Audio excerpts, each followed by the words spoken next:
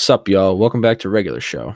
I'm your host, Nikocado Avocado, and welcome back to the second, third, or fourth installment of my podcast. I'm recording these very out of order, but what's not out of order is my guest here. Right now, sitting in the booth with me, I have the legendary Crime Dog. Crime Dog, how you doing? I am doing well. How are you doing, Jake Joseph slash Yeah. a bucket of Jake slash? Yeah, you can call me that. That's public knowledge by now. AKA, I was like, oh shit, can I say it? Can I not say it? No. That's public knowledge. You could dox. It's not doxing me or anything, buddy. Don't you worry. There you go. I'm with your boy Jake Joseph, best producer around in the industry, making industrial sounds. You heard it here first, folks. The boy, the teacher, the man.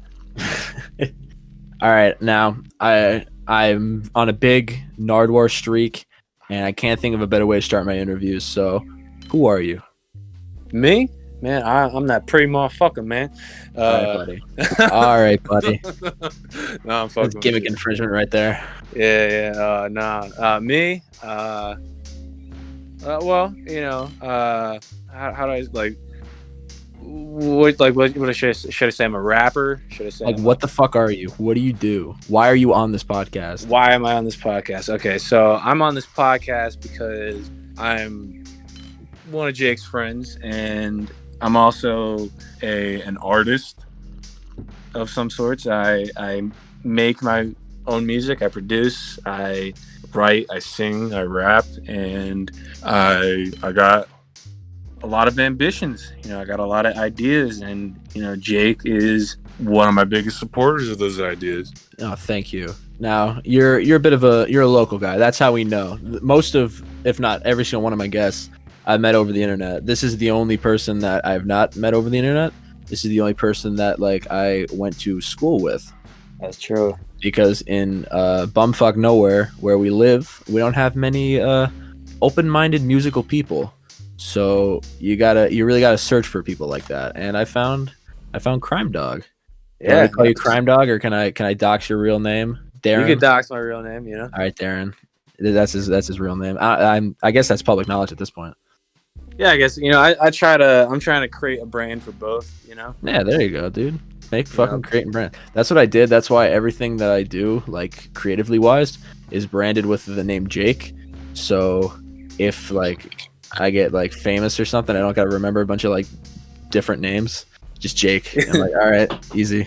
Yeah, that's I try every time I try to contact someone. I haven't been on that grind in a hot minute, but every time I would message a label or message someone way too famous to even talk to, I'd always sign off with peace and love, Darren / Crime Dog. Mm-hmm. And yeah, dude, fucking the stars somehow aligned, and I really wanted to do a lot of artistic projects, and thanks to Frank, he was like, oh dude, fucking you try and do this, you try and do that, fucking Jake's the man at all that shit. And I was like, hell yeah. Shout out to Frank, bro. Shout out to Frank. You wanna know the first time when I knew that you were a valid musical friend? What's up? What was we that? were in the car. We were with a group of people. I think I don't remember what we were doing, but we were passing Mountain Freeze, and I had Ox, and I was playing Boogie by Brockhampton. Yeah. And you looked over to me. You're like, "Yo, dude, what the fuck is this?" I'm like, "This is Boogie by Brockhampton." He's like, "Yo, this fucks," and I'm like, "All right, I see you." Yeah, man. Dude, this is great. Yeah, dude. Fucking when I first heard Brockhampton, I first listened to Gold by them. And that's the classic first song. Yeah, dude. It was back when it came out, in 2017. And I found out of it because I knew some people in New Jersey that were fucking fan freaks of them, and I clicked on a Big link. Brockhampton fans, maybe. Yeah, and I clicked on a link, heard the song, and at the time, back in 2017, I absolutely hated it. I listened to it, and I was like, what the fuck is this? And then fast forward. Dude, what the fuck is this? Rap? More like crap. Yeah, man, basically, man. And then fucking, fast forward to Boogie, and then like ever since, like I'm obsessed with Brockhampton. I'm obsessed with all those types of people. Boogie's like the song. Like if you play someone all other Brockhampton songs, they'll be like, yeah, I don't know, man, I don't fuck with that shit. But like you put on Boogie, like that's what got me into Brockhampton. And I heard Oh Boogie, yeah, and I was like, whoa, this shit's fucking fire, dude. yeah. It's just like it's such a fucking. It's a fucking banger. It's like what it is. Boogie has like all the elements of a good song. It's like it's bombastic. It's loud. It goes crazy. It goes, a little soft at times. And it's like a universal fucking song. Yeah, absolutely agree, my man. Fuck All yeah, right, man. so I'm curious about something. I think I've asked you this like a while back, but like I'm curious to know what the answer is and to have it on record. Why is your name Crime Dog? All right, so it's a little bit of a story, a little bit of a cute story. Well, everyone, you heard him sit back, grab a fucking cup of coffee, and just hang out. Yeah, damn straight. So back in high school, there's a teacher, Mr. Kane. I think I could say that. But I had this history, social studies teacher named Mr. Kane who was a huge, huge inspiration for me. He, without his class, I don't think I would be the human I am today, because I learned so much from him about just like the way the world is. And, I adopted like a way of thinking from him. And he was such a funny guy and such a smart guy. And he always gave like everyone a nickname. And at the time, my last name used to be McGar, that's what it used to be, That was a previous life. All right, I got you. Yeah, like my last name's different now. He heard my last name and he kept calling me McGruff the Crime Dog. Crime Dog. Oh shit, I get it. Yeah. Oh my god. Yeah, he kept calling me McGruff because it sounded like McGar, and he kept calling me McGruff the Crime Dog, and eventually it just kind of became McGruff. And then eventually I got adopted and my last name changed. And he was like, "Oh, what the hell am I gonna call you? I can't call you McGruff because that's not your last name anymore." And he was like, "Oh, you know what? I'll just call you Crime Dog." And then, every time I'll go in his class, he'd be like, "What's up, Crime Dog?" And every time he'd call me Crime Dog. And then eventually, I always, had interest in music. I played guitar and shit, and eventually I learned that like I could actually do this. I could make music. And while I was learning how to make music, I was learning how to use GarageBand on the phone from you, and I was kind of learning how to rap and sing and how to use my voice. There was one thing missing. I had the talent, I had the resources, but I didn't have a name. And at the time, I didn't think Darren would be a good, artist name. And I was just, for like a while, I had no idea what the fuck I wanted to call myself. And then it just like, I was in study hall with a bunch of my friends, and it just kind of clicked. We all looked at each other and like, "Oh, dude, it should be Crime Dog." And ever since, I've been sticking with it, and I wouldn't want it any other way. That's a cute fucking origin story, dude. I didn't know that actually. It's weird that all right, since we're on the topic of the teacher, but the teacher, I was in his class once, and you know how he has the thing where like some days he'll play like music or something while you're doing I think it was like the opening question or some shit like that. Yeah, it brain stretches. Yeah, brain stretches. And what he was playing, he'd play music during it, right? Yeah. And I was fucking listening to it, and he started playing "Out of the Black" by Royal Blood. Yeah. And I was like, that, dude. I knew you had something to fucking do with that. I'm like, no way he found out who this was on his own. And I listened. I was like, I was looking around. I'm like, is he playing fucking Royal Blood? What the fuck? I was shook when I heard that. Yeah, man. Yeah, dude. I got him into that. He got me into a bunch of fucking people. He got me into Courtney Barnett. Without Mr. Kane, I probably wouldn't know how to write lyrics technically, because my without listening to Courtney Barnett, I would have probably no lyrical ability. And I fucking got him into Royal Blood, and he actually likes him, dude. So damn. All right, I'm kind of cheating because like I know you personally, and I know a lot of the intricacies of like your origin story. But I know that you're a big fan of Courtney Barnett, and I know that she helped you really like develop your sound. Would you like to go in detail about what you enjoy so much about Courtney Barnett as an influence?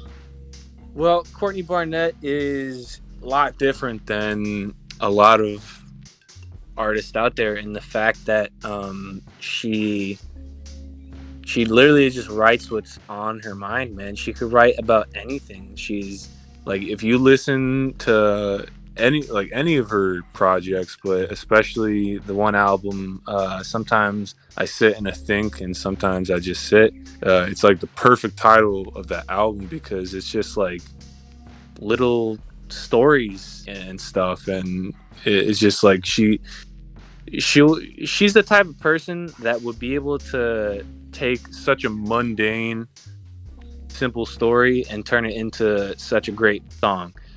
Like she wrote the first song on there's about an elevator operator that's suicidal, and it's just like it's so interesting that it's just like, a lot of people are like, oh, lyrics, they need to be similes and metaphors, and like, you need to make everything cryptic and all this, and that's not necessarily the case. It's fun to do that every once in a while. Like, don't get me wrong. Some days I'll write about, this and I'll mean that, but sometimes it's easier just to write literally what you're thinking, and that's what kind of Courtney Barnett taught me, is like, you don't need to overthink it too much. Like, if you want to write about walking down the sidewalk, write about walking down the sidewalk. It doesn't need to be, that crazy. Okay, that's respectable. I like that she's a lyrical influence to you, because I was talking to my previous guest, Japan Man, and she says that she has like two different inspirations. Like, mainly she has vocal and like lyrical influences, and she has production influences. So we heard about your lyrical. Who are your production influences, buddy? Production influences. Well, probably I'll give kind of like two answers to this. There's one artist that has literally inspired the way I've made music, and then there's like the influences that, just artists I like that shaped how I make like the sound of my music. So the first answer is Steve Lacy. The GarageBand King. Band King. Yeah, dude. He records all of his music on his iPhone in GarageBand with an audio interface called the iRig. He plugs his guitar into it, plugs it into his phone, and without learning about who Steve Lacy is and how he makes his music, I definitely would not have made Perspective, because that whole album is guitars and GarageBand loop beats, like the drum thing where you press on it and it plays the drum thing. The drum thing where you can make your own drum loops. The thing. Yeah, like I made my own drum loops. I did. Professional musician, prime dog. Thank you.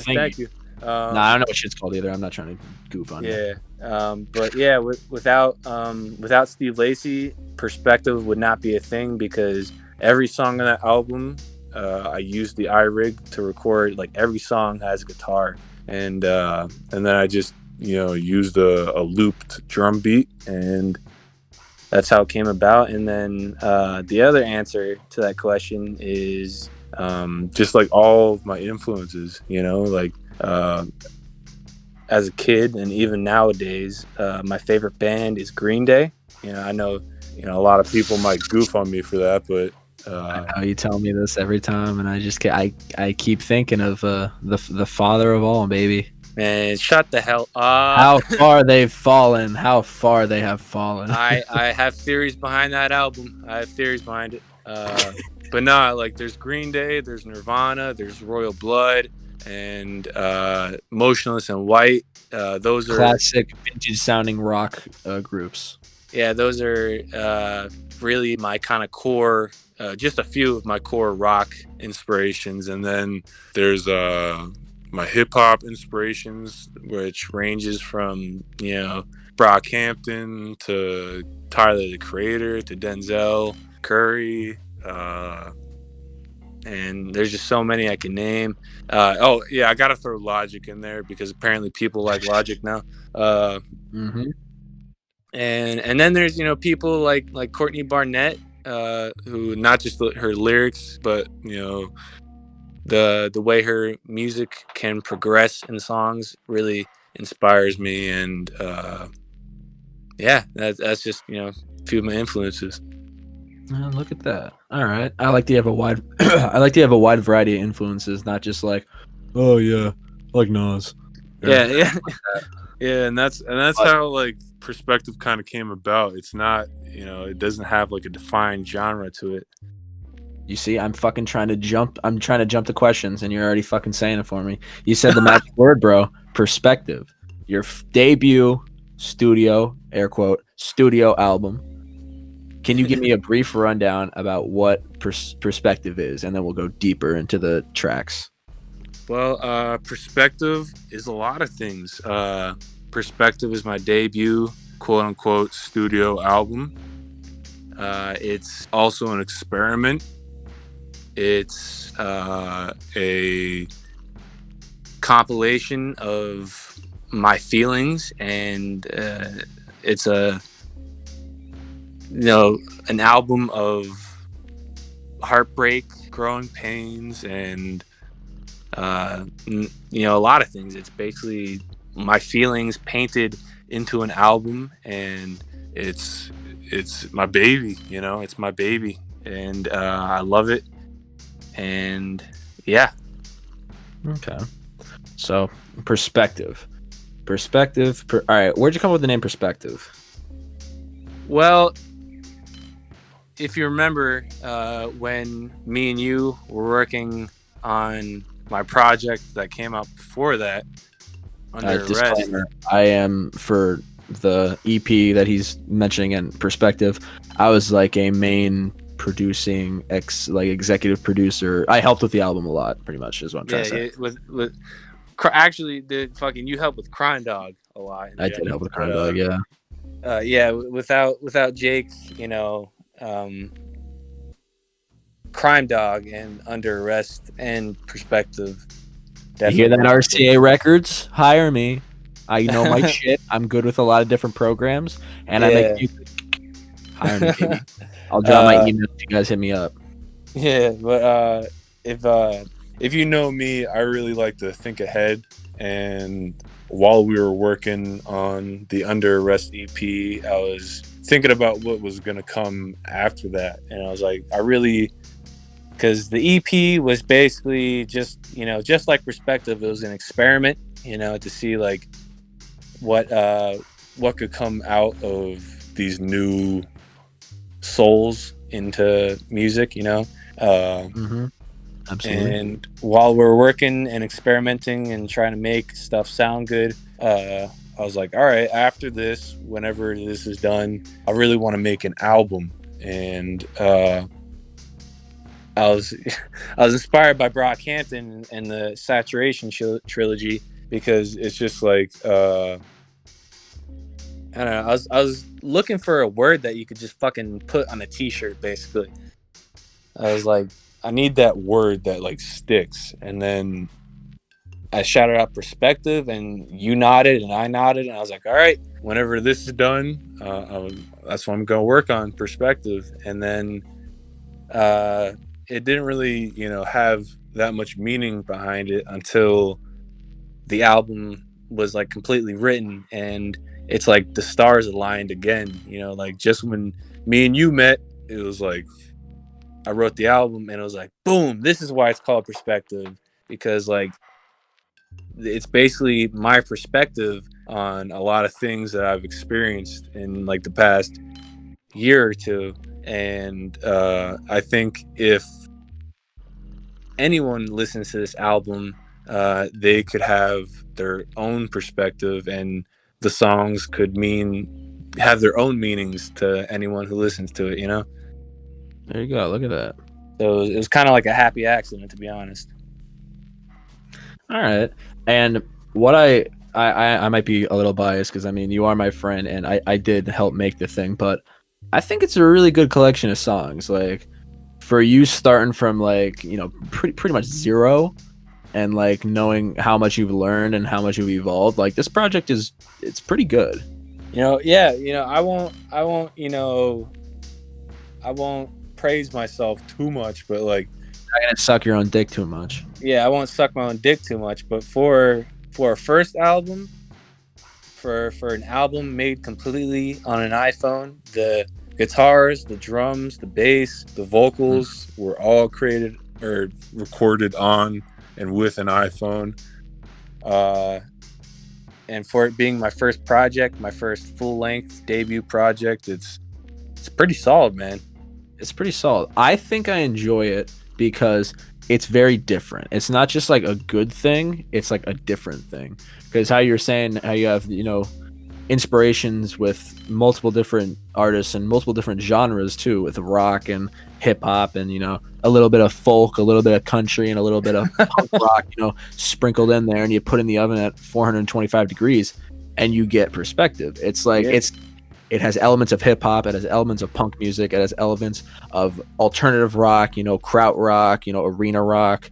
I snuck in a little bit of noise rock in there, just a little bit for the keen ear if they really want to hear some. But there's a track in there that you snuck a little thing in. I snuck a little things in there. I'm trying to think of which one it was. I know fucking it was Recollect from the Void. Yes. Yeah. Fucking there you go, guys. See if you're gonna have a Jake Joseph executive produced project, you're gonna have some noise in there, baby. Yeah, dude. Yeah, and you know, Perspective was, you know, it was also, you know, the first project, like, you know, Under Arrest was really 50% you, 50% me, and Perspective was like 90% me and, you know, 10% you. And let's give me a little bit more credit. 10%, baby. Maybe like you want 25? Like 80-20? 75-25? Yeah, I'll go 75-25 because I'm fine with that. You did do the transitions. You did a lot of EQing. You know, you basically handled the whole engineering part. Yeah, and you had a little bit of producing in there. I had a bit of producing. I had some executive produced tracks. The outro track, it was produced entirely by me. Oh yeah, there you go. Yeah, so 75-25. So I'm fine with that, but I don't want to hop too far into the future. But this next album is like, I think that's like 5% me and 95% you, right? Yeah. No. Actually, I'll probably give you. You know, that's, you know, I'll determine that once the project's done, because, you know, Perspective was like until like the end of it, you know, like until I had all the beats and guitar and all that, like it was all me, and then you hopped in and then you helped a lot. But no, dude, I'll probably give you, because you got 2 songs on the album, man. I did. I produced 2 songs, not executive produced, fully produced. Yeah. You were the producer, you know, like I'm the Kenny Beats. I'm the Kenny Beats, baby. Yeah, for 2 songs. I really wanted to get you on the album because, like, you know, Perspective. You know, I don't know. For some reason, I just really wanted to fucking do everything on perspective. And on this next project, I was like, I gotta get Jake on here. I can't just have him be the engineer. I gotta have him. What a guy. Thank you. I gotta have him show his talents on one of my projects. Oh, what a guy. Thank you. Thank you for that. And I love it. I love those beats, man. They're fucking good. Thank you. So we did kind of jump into the future a little bit. So we're going to come back. We'll come back to that before the end of this. But I do want to talk a bit more about perspective because it's an interesting listen. I like the diverse amount of genres and the amount of like weird, nuanced things, sprinkled throughout the whole thing. I'm curious, what was like the most difficult track for you to make? Like, do you have a song where you're just like, man, this was a fucking pain in the ass to get done? Let me think here.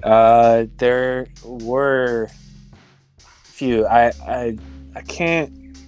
So the one that really comes to mind is "Recollect from the Void." That fucking song was just a pain in the ass, dude. It's just like fucking recording it and playing it on guitar, and the whole thing was just a pain in the ass. And that's why I think it's a good song, but it definitely, I think it's one of the tracks that kind of got away from me, Mm-hmm. Like just like it was such a pain in the ass, and I did my best on it, but I still think it's a good song, but it definitely could have used some more tweaking on it. And besides that, Obligated was a pain in the ass to record and really just do it because like I was kind of new at the whole acoustic guitar thing, because before this project, Perspective, you would help me with the acoustic shit, and I was trying to record it myself, and it was just a pain in the ass. And besides those two tracks, which in my opinion, those are, they're good songs, but they're probably the production behind it, you're like, fuck. Yeah, like when I listen to it, I'm like, this would like be such a badass song if I just kind of rework the vocals a little bit. And like Recollect from the Void, the beat is fine, the beat's all good, but I just think the vocals definitely could have used some more work. And Obligated, the vocals and the guitar could have used some more work. And besides like those two specific tracks, the rest of the album was pretty, not too difficult to make, but it wasn't necessarily that the songs were difficult to make. It was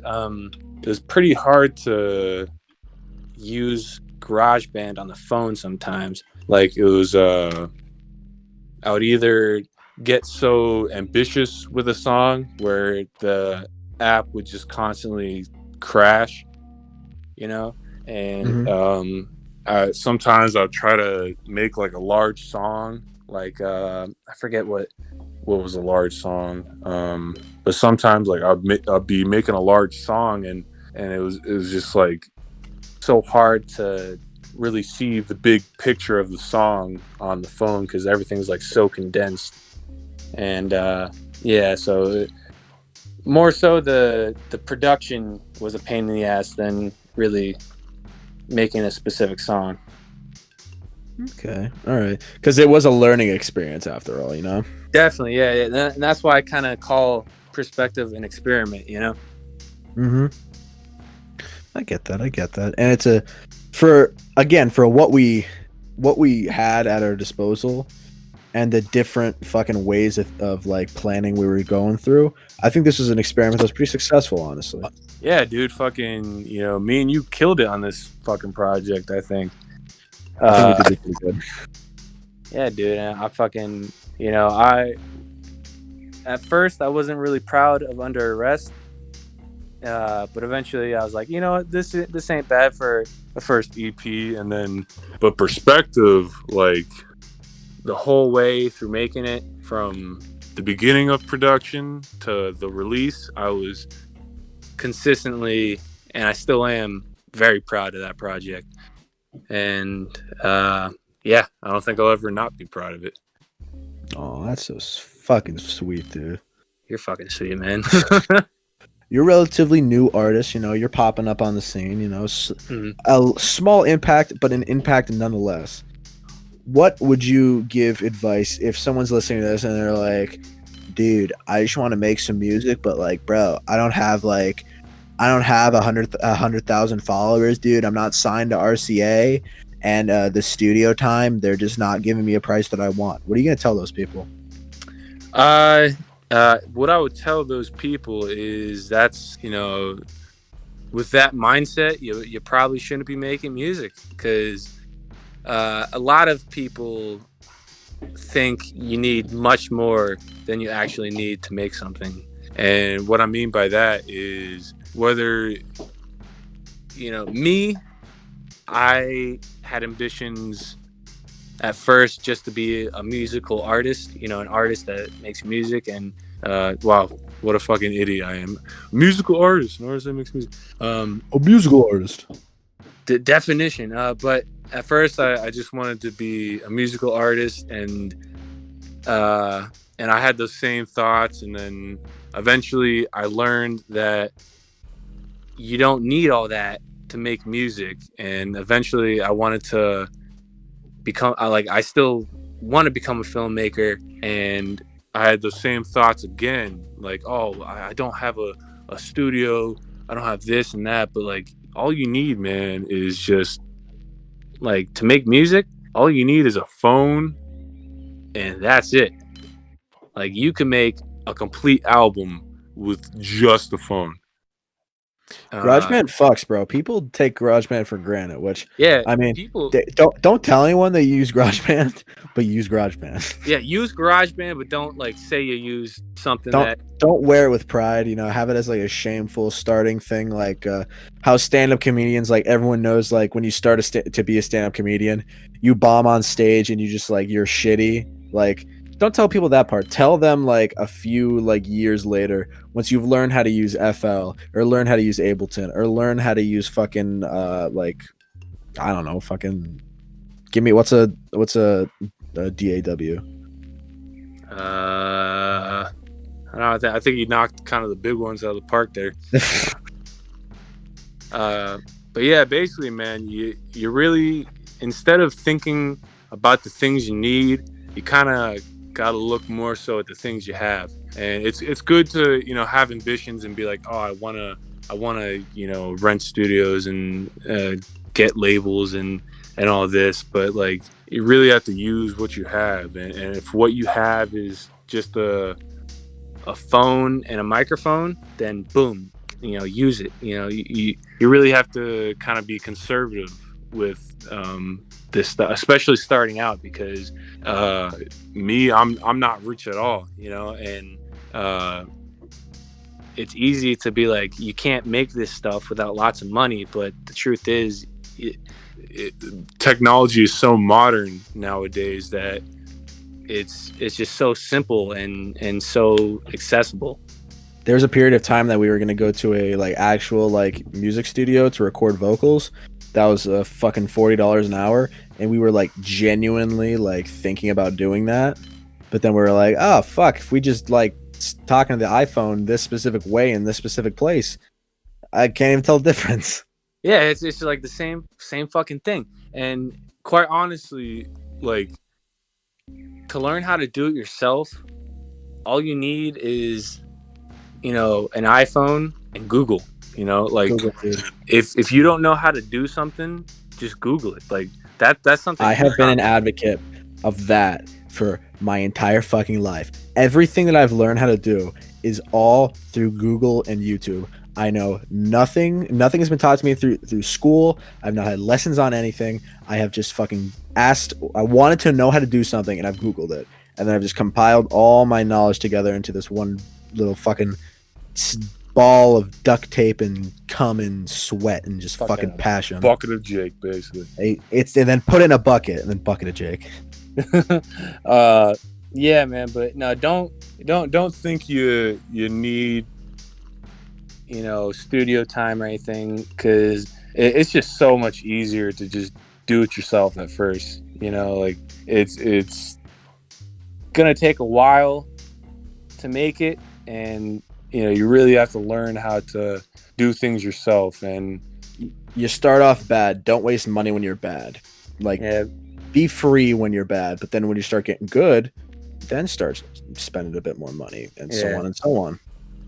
I guess the best way I could put it is, like, you need to find your niche, kind of. Yes. Like, you need to find, like you were like, you started off on GarageBand, but you're like, I don't know about this, and then you found FL, and you're like, oh, this is where I'm at. And FL Studio Gang. Fuck Ableton. We hate Ableton Gang. FL Studio Gang. yeah, dude, and me, I found GarageBand, and that was my niche, and a lot of people listening to this probably could not make music and will refuse to make music on their iPhone, and that's okay. A laptop costs just as much as a phone, so it's not much different. But FL Studio cost about as much as a small iPhone. Oh yeah. Fucking. That's why, because if you get the iPhone, GarageBand comes free. Learn the basics, learn how to loop, learn how to structure, learn how to basic EQ, then evolve to a computer with like FL or Ableton or something, and learn some like time stretching or shit like that.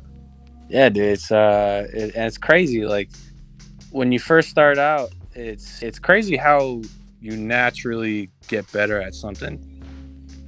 Like, it's just so freaky that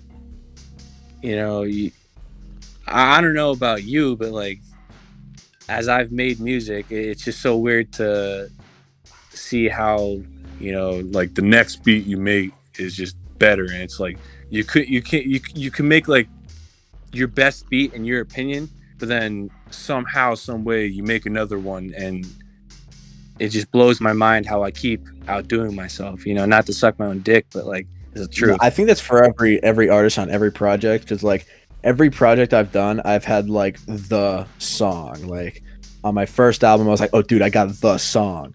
And then a few like months after working the next one, I'm like, oh, next album, I got the song. And then the next album that I'm working on again, dude, I got the song. I think everyone has that, honestly. Yeah, it's just like crazy, and it's so cool. Like, I encourage everyone to just like, kind of pay attention to that. Be like, okay, this is good, and then it just gets better, dude. It's crazy.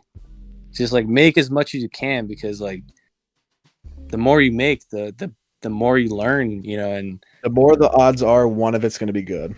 And just like, the more you make, the more there is to like have a happy accident. And a lot of the things that I've done, I've learned from accidents and stuff. So there you go, man. So yeah, just don't be like, I need all this expensive equipment. Just Google, research, and find what's free and find what's cheap, and just use what you have. Don't fucking sit around waiting to save up money for a studio that you don't need and stuff, because it's a lot easier just to find your niche and do it yourself. What a wholesome fucking explanation of that. Go you, bro. Go fucking you. Go fucking whoever's listening to this. Whoever's listening to this, I love you, okay? Whoever's listening to this, big W. Big dubs. Big PP. Big PP if you're listening to this. All right, so as we wind down toward the end of this, you see, I already kind of know this stuff, so it's kind of weird, like, asking about it. Yeah. So what can you tell us about the next project? The next project, I will say that there's a lot of next projects in the workings, but the next project to be released, I'll tell you a few things. Give me a little inside scoop. The current release date at the moment, and I'm on pace for it. I'm gonna give you a drum roll with my fingers. All right. It is November 13th. There it is, baby. November 13th. November 13th should be the next release date, or it should be the release date for the next project. And unless something happens where I can't physically make music anymore, that shouldn't change. And I'll give you the initials. The initials of the album is KD. And another thing I'll give you, Dildo. yeah, K Dildo, dude. Crazy Dogs. There you go. That's the album name. You fucking guessed it. Killer Domestic Pigs. Dick. Killer Dick. Killer That's Dick. That's my porn star name. That's the album name, Killer Dick. And another thing I'll give you about the album, Black and White. Oh. Black and White, you know. Young Sinatra 4 looking ass. Maybe. Who fucking knows? Now, is this going to be like rock oriented or hip hop oriented, or what do we have in store? So, I'll say this: every Crime Dog project, except EPs, EPs excluded, every album, and if I ever make mixtapes, like every big project will have an acoustic song on it. So, like, if I'm ever releasing an album or a mixtape that has like 10 to 12 songs on it or something like that, without a doubt, there will be an acoustic song on it. It's like Clipping's story song. Are you familiar with Clipping? Hell no. All right, they're like a hip hop, like industrial hip hop group, and every big album that they release, they have it's called Story Blank, like 1, 2, 3, 4, 5, 6, 7, 48, 49, etc. And every single big album that they have a story song. Yeah. This is your story song. Yeah, kind of. It's not, I'm not. I know what you mean, but it's just like a single, genre of track on every big album. Yeah, just like every album, every big project will have an acoustic song. So, baby, there will be an acoustic song on it, just like Perspective. But Perspective, when I made that, it was the sound really goes with the emotion. Like Perspective, in my opinion, is a very sad album when you dive into it. So the guitars and the loops and the drums and the vocals all portray that in a very good way. And this next album, a lot of the emotions are kind of angry, and I found that the best way to portray that emotion is through hip hop, which straight uncut hip hop, world star, fucking boom bap. So I'm kind of, every project I look to make it different, and I'm thinking this next project is gonna be like the hip hop Crime Dog project. Because Crime Dog's all over the place. You never know what Crime Dog's gonna make. And this next album, I was feeling pretty angry, pretty bombastic, and I figured the best way to portray that was through an amazing genre, hip hop. And alrighty, man. I, for one, am hyped to hear it. I mean, I could just like text you anytime I want and just be like, "Hey, let me listen to it." But you heard all the beats. For sake of the project, quite excited to hear it, and I think the audience should be quite excited too. Yeah, it's Perspective and Under Arrest were big learning experiences, and I'm really looking to show off some talent with this project and upcoming projects after that. All right, bet. I like that you have your nose to the grind. Like, what you want to do, how you're gonna do it, and what you want to do, and that's a very admirable quality about someone. I would agree. I'm very grateful to have that quality, and you know what else I'm grateful to have? What are you grateful to have? A great buddy like you, man, that helps me do it. I'm pretty much your manager at this point. Fucking, hold on. I want to go back to fucking talking to just for like 1 second, like perspective. All right. I take back when I said the 75-25% thing. I would change it to like probably like 68-32%. Okay, that's a respectable number. Because not only did you sneak a little production in there, and you engineered practically you engineered every song except 8 Hours. I'm pretty. I could have swore I engineered 8 Hours too, bro. I remember asking you not to, but maybe you did. Maybe like the new version, because there were like different versions of the track. Like I think I did every. All right, well, yeah. The vocals I did send you were EQ'd. I'll tell you that. Yes. But not only were you executive engineer, and you were the art. You are my permanent art director. I'm telling you, I've been saying this again. Another thing I've been saying since day one. If you want anyone to take you seriously as a musician, you need to look as good as you want them to think you sound. Damn straight. If you got a fucking like iPhone picture as your album cover, garbage. Sucks. Just get someone. It doesn't cost a lot, bro. Just fucking like find a little freelance artist. They'll whip you up an album cover that look fucking bombastic. Yeah, just don't fucking look stupid. Don't fucking look stupid. If you look good, you play good. Yeah, like Fortnite. Yeah. Well, fuck Fortnite.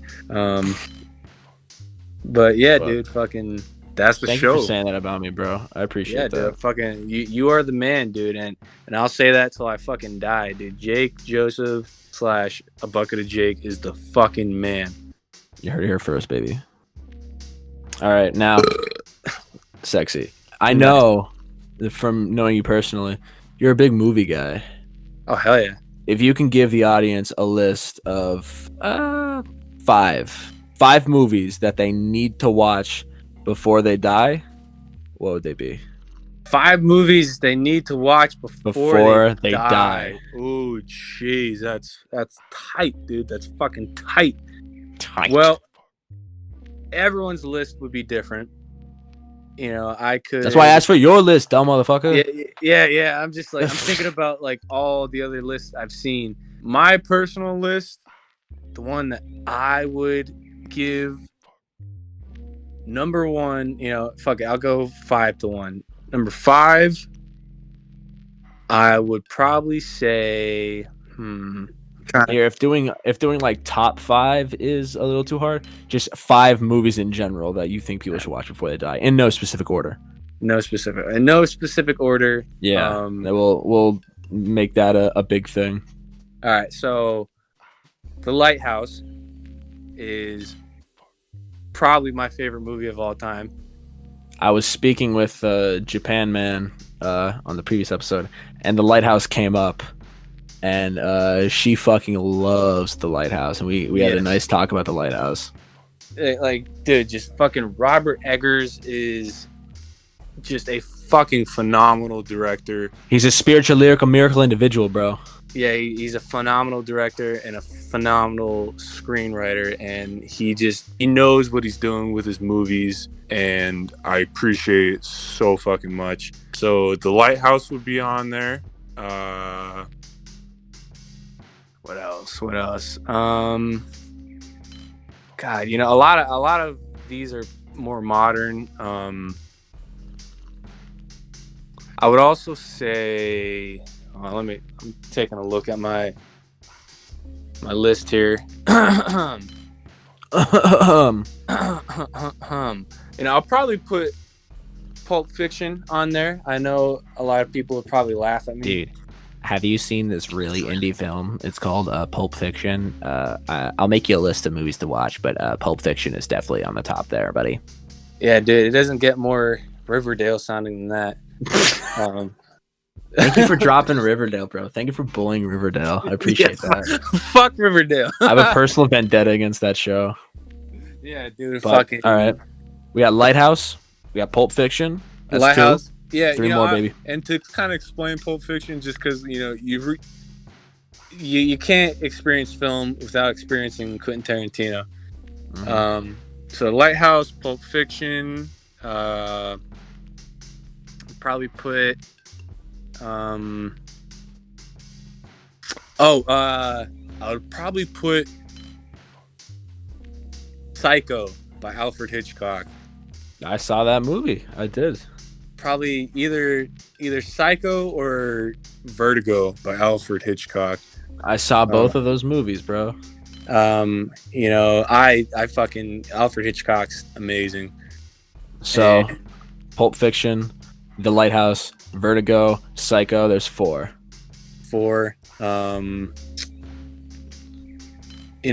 Take off Vertigo and just have Psycho there. Okay, just Psycho. No Vertigo. Fuck you, Vertigo. You're not good enough. Yeah, fuck you, Vertigo. That was a good movie, though. I watched Vertigo. That was a pretty good movie. I like the shooting style. Yeah. It's dope as hell.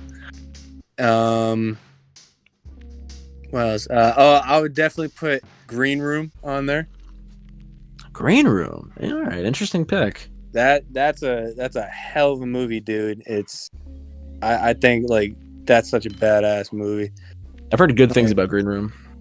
It's so good. Fucking Jeremy Saulnier, like, dude, it's so fucking good, bro. It's so fucking good, man.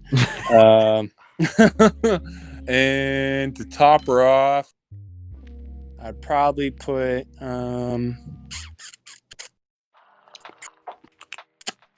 me think.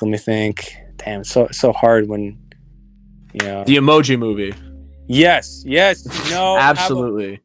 Fucking don't mess with the Zohan. Adam Sandler. The Emoji Movie, bro. The Sandman, bro. Fucking Sandman. To top it off, number 5. Probably go. Damn. I think I know you're gonna say. Can I say it before you? Go for it. Uncut Gems. Yeah, I would. I totally would. Yeah, you know what? Fuck it. Let's make that number 5. And let's go down the list here. What do we got? We have Psycho, The Sandman's motherfucking Uncut Gems. We had Pulp Fiction, The Lighthouse, and Green Room.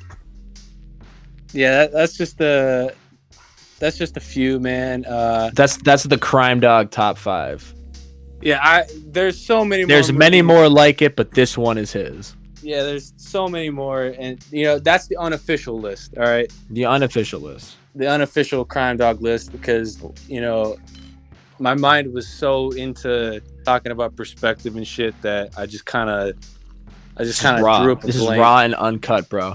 This is. Know what? How about this? No. Fuck that, man. I know my fucking list now. I fucking know it. All right. So The Lighthouse, definitely on there. Psycho, definitely on there. Any Quentin Tarantino film besides Jackie Brown and besides just Jackie Brown, but I'll put Pulp Fiction on there. Fuck that movie in general. Fuck Jackie Brown. Pulp Fiction definitely on there. What was the other one I said? I don't know. You're retconning this list a lot. Oh fuck! Oh god damn it! We fucked it up, boys. Anyway, we got The Lighthouse, Psycho, Green Room, Pulp Fiction, Green Room, and to top her off, Marriage Story. Ooh, Marriage Story. I can't watch that movie. Yeah, I can't. Yeah, Jake. That movie would hit way too close to home for me. I think it's way too sad. Dude, fucking, alright, so I cried so fucking much from Marriage Story. Like, when that movie ended, I cried all the way through the fucking credits. Like, credits? Nice. The entire credits, I cried through it, and it was just like, holy shit. You know what movie I almost cried at recently? What? I watched The Notebook. The Notebook. I watched The Notebook. Fuck, I've heard of that. I really didn't know what the movie was about. All right, I don't want to spoil it for you, but I did not realize how fucking sad the ending of that movie is. Damn. Like, it is like, I was expecting that to be like, you know, some funny, goofy shit, but like, it was like fucking sad. I was like, this is how they're gonna fucking end it? Oh my god. Dude, yeah, but yeah, I'm kind of for some reason I'm just kind of drawing up a blank. All right, well, this is all right. Well, boys and girls, this is the unofficial list. If you want his official list, he'll be releasing that at some point. For now, this is the best we got. Yeah, for right now, it's the unofficial list is a retcon piece of shit. There you go. All right. Well, Darren, Crime Dog, thank you for doing this, bro. Yeah, dude, fucking thank you for doing this. This is extremely last minute. I don't wanna, you know, pull back the magic curtain, but we were legit doing just audio tests. And I was just like, yeah, you wanna do your podcast now? He's like, yeah. And now here you are. Fuck it, man. It was fun. I hope everyone listening had a good time fucking listening to us talk about shit. No, I think they had a good time. Yeah, I hope so, dude. But thank you for fucking letting me have the privilege of being on your podcasting channel. You're gonna be a frequent flyer at this podcast, brother. Don't you worry about that. I was about to say, like, let's fucking do this again. Alrighty. All right, bet. All right. Before we log off, is there anything you would like to say? Anything? Floor is yours. Take it away, brother. The floor is mine. Okay, so I got a few things to fucking say. All right, so number one, stream perspective. Stream every song in perspective. Stream 8 hours. Stream Just the Ghost in My Home. Watch the music video on the official Crime Dog YouTube channel. Subscribe to my other YouTube channel. Fucking, you know, it's just my full fucking name. Fucking, what else? Fuck the feds. Fuck 12. Fuck the cops. Fucking, you know, contrary to popular belief, I think WAP isn't that good of a song. Oops. He came on the platform to throw dirt in the face of America. Nah, I'm fucking with you. WAP. All right, so, you know, I like Cardi B. I really do like Cardi B, but you know, I think her verses were just a little, you know, I wasn't I could listen to songs about pussy all day, but it was just like, I wish she rapped better about pussy. Yeah. Megan Thee Stallion did a great job on the song. But yeah, Megan's been popping off, bro. She's doing great. Dude, Megan's great. I hope her feet are okay. I forgot about that shit. Can I not make jokes about that either? No, dude. Oh my god, I saw the funniest fucking thing ever.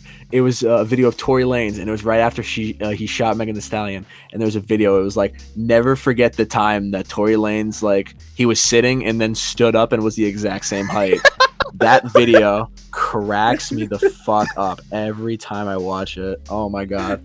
fucking Megan Thee Stallion, shoot your shot.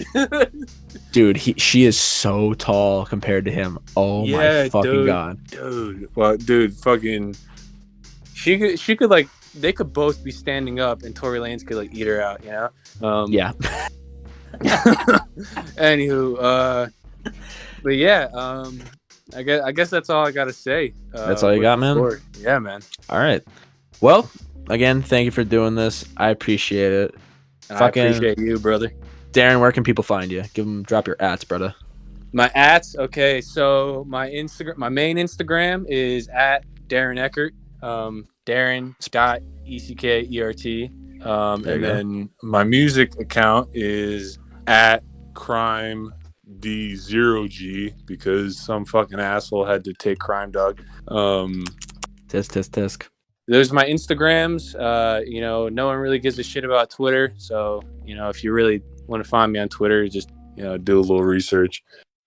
Yeah, don't be fucking lazy. Just Google it. Yeah. There you go. Yeah. So that's where you can find me. Alrighty. Well, Darren, thank you for doing this. I appreciate you for coming out. I know I'm keeping you from going to the gym right now.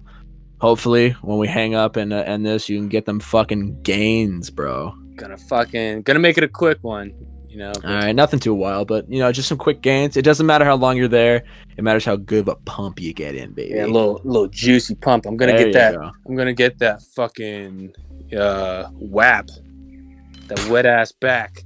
Darren's gonna get that wet ass pussy. But fucking, I appreciate being on. What's the name of your podcast? I'm calling this the Big Fish Podcast because I'm a bucket, so I'm keeping with the whole fish theme. I fishing thing. I appreciate you reeling me in on the cop. Look at you. Keep it on brand. I appreciate it. I was gonna call this podcast "Gone Fishing," but like that just sounds like too much like a dad Republican like podcast. An outdoors type shit. Yeah. Yeah. So Big Fish Podcast. There it is. There you go, brother. All right. Well, thank you for hopping on, and thank you, the listener, for listening. I'm talking to you right now. Thank you for listening. I appreciate that. And as long as your YouTube channel is optimized to get the best possible outcome and monetization of all your videos, then I guess you're good to go. So thank you and have a pleasant day.